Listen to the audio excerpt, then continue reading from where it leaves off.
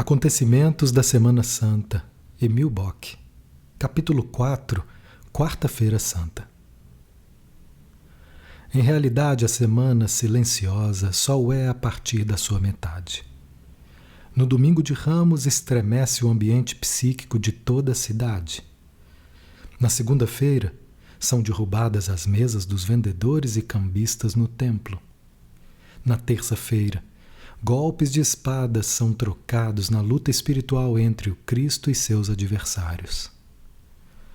Somente a última parte da semana é invadida pelo mistério do silêncio. Embora seja um silêncio cósmico dramático, aquele que na noite de quinta-feira envolve a mesa da ceia, mais ainda, aquele que cerca a morte do Cristo na cruz e o que reina sob o sepulcro.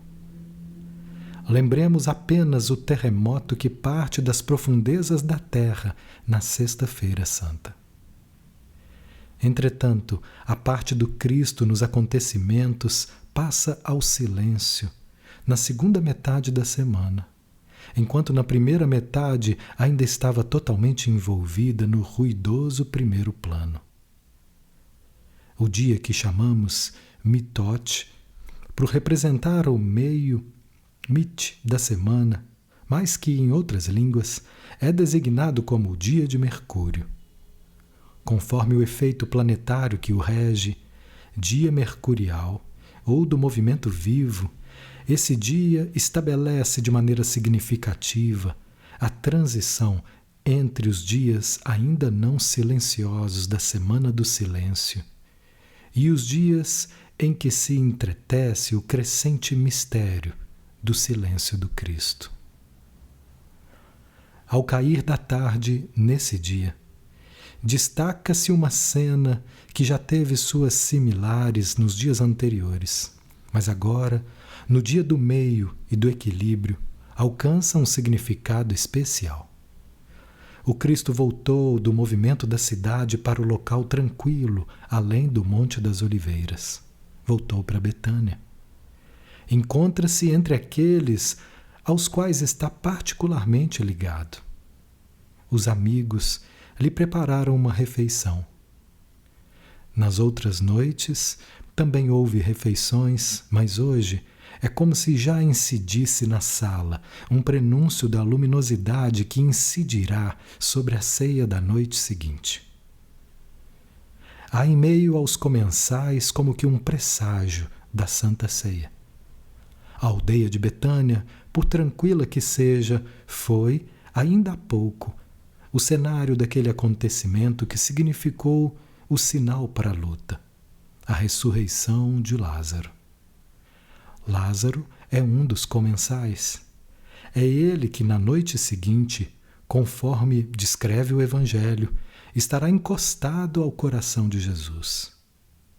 É ele que no círculo da Santa Ceia está interna e externamente mais próximo do Cristo. Entre os comensais, há também duas mulheres designadas pelo Evangelho de João como irmãs de Lázaro, Marta e Maria Madalena. Ingressaram, através de algumas circunstâncias do destino, nesse círculo, que é mais uma família espiritual do que uma família por laços de sangue. Na vida de cada uma dessas três pessoas, há um acontecimento que provocou uma transformação fundamental. Para Lázaro foi a ressurreição do sepulcro na rocha, a grande libertação do espírito de João para seu voo de águia pelas alturas. Para Maria Madalena, foi um acontecimento mais remoto, designado pelo Evangelho como um exorcismo. Foi curada de uma trágica e fatídica alienação e experimentou a libertação e purificação de sua alma. No caso de Marta, também ocorre um evento semelhante conforme a tradição cristã. A cura da mulher hemofílica. O destino havia introduzido em sua vida uma doença que impedia seu organismo de manter suas forças. Através do encontro com aquele que pôde curá-la, uma força de coesão, força plasmadora instalou-se em teu corpo, como se instalara na alma de Maria Madalena a paz interior. Foi através das curas do espírito, da alma e do corpo que os 3 irmãos de Betânia se tornaram amigos íntimos do Cristo. O primeiro acontecimento, sempre designado como característico da Quarta-feira Santa, foi o seguinte: ao estarem todos reunidos à mesa, Marta ungiu os pés do Cristo com um precioso óleo e os enxugou com seus cabelos. O Evangelho de João relata que o perfume do sacrifício impregnou toda a sala. Maria Madalena já fizera algo semelhante 1 ano e meio atrás, quando fora salva pelo Cristo. Também naquela ocasião, segundo o Evangelho de Lucas, ela, espontaneamente para manifestar sua gratidão, ungira os pés do Cristo e os enxugara com seus cabelos. Na introdução do relato sobre a ressurreição de Lázaro, o Evangelho de João, capítulo 11, 2, recapitula essa cena. O que é revelado pelo ato de Maria Madalena, que o Evangelho de Lucas, ao relatar a primeira unção, designa como grande pecadora e que talvez tenha realmente sido, conforme dizem as velhas tradições, uma prostituta perseguida por demônios no mundano balneário de Tibéria, perto de sua terra natal, Magdala. A unção é típico ato sacramental. A alma de Maria Madalena se ergue ao nível de praticá-lo e, portanto, o Cristo. Quando os outros declaram insensata essa atividade e se impacientam, pôde pronunciar palavras como se aceitasse o ato dessa mulher como um sacramento de morte, como uma extrema unção. Na primeira unção ele dissera: calem-se, ela amou muito e muito será perdoado. E adivinhamos como Maria Madalena conseguiu transformar as forças do amor natural, as forças terrenas do amor que podem também desviar-se para a aberração. Como conseguiu interiorizá-las e transformá-las em devoção, em intenso sentimento religioso e em capacidade sacramental de sacrifício. Uma nota em falso interrompe o silêncio solene. Surge um personagem diametralmente contrastante com Maria Madalena. É um dos discípulos que perde o controle e a contenção ao ver o ato de Maria Madalena. É o Judas. Alega, na verdade, que seu protesto se baseia em considerações práticas e sociais. Diz que o dinheiro desperdiçado em óleo poderia ser dado aos pobres, aliviando muita miséria. Mas o Evangelho de João já nos permite perceber nitidamente que os verdadeiros motivos de seu comportamento não são idênticos aos que ele propõe. Em realidade, é algo muito diferente que se passa em sua alma. O Evangelho não o poupa, designa como um ladrão.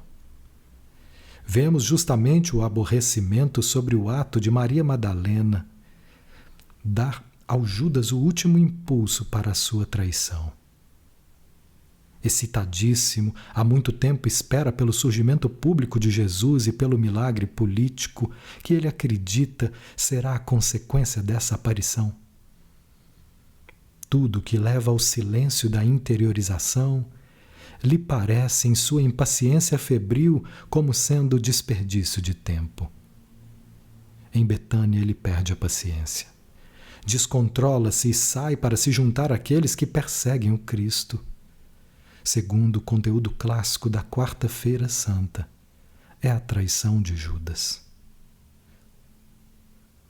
O motivo planetário do dia lança uma luz sobre as duas figuras tão contrastantes à mesa do jantar em Betânia. Ambos, Judas e Maria Madalena, são figuras tipicamente mercuriais e têm mobilidade e temperamento. Possuem a qualidade de não serem enfadonhos. Ao seu redor sempre algo acontece. A roda de suas vidas não para. Mas Maria Madalena domina a intranquilidade, transforma em devoção, em paz, em capacidade de amor.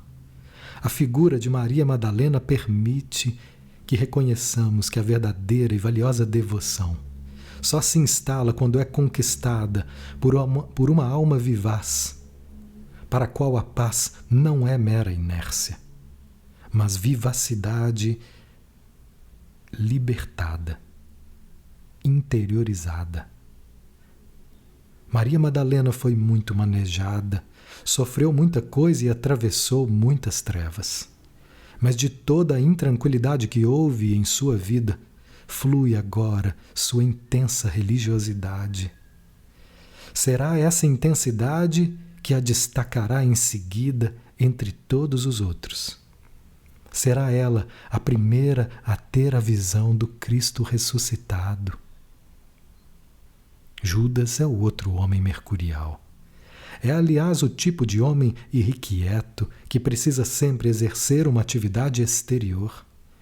Alega querer agir em prol dos pobres, a atividade social, por boa e louvável que seja, é frequentemente apenas um auto-entorpecimento.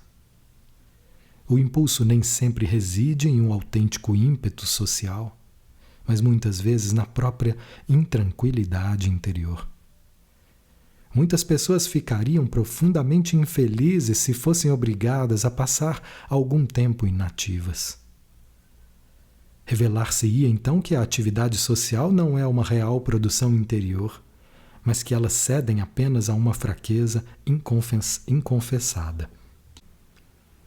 Em Judas, vemos esse tipo de alma mercurial desembocar na mais tenebrosa fatalidade. Nele, a intranquilidade nasce de um medo profundamente oculto, de modo semelhante ao que acontece nos adversários.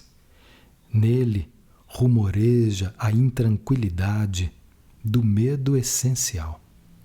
Esse é o que acarreta sua traição do Cristo. A partir de tal estado de alma, o homem não pode ser devoto, não pode em particular amar. Um homem intranquilo não é capaz de amar. O amor só é possível quando a alma já adquiriu a força da paz. E vemos assim nas duas figuras de Maria Madalena e de Judas, dois caminhos que se separam como uma encruzilhada.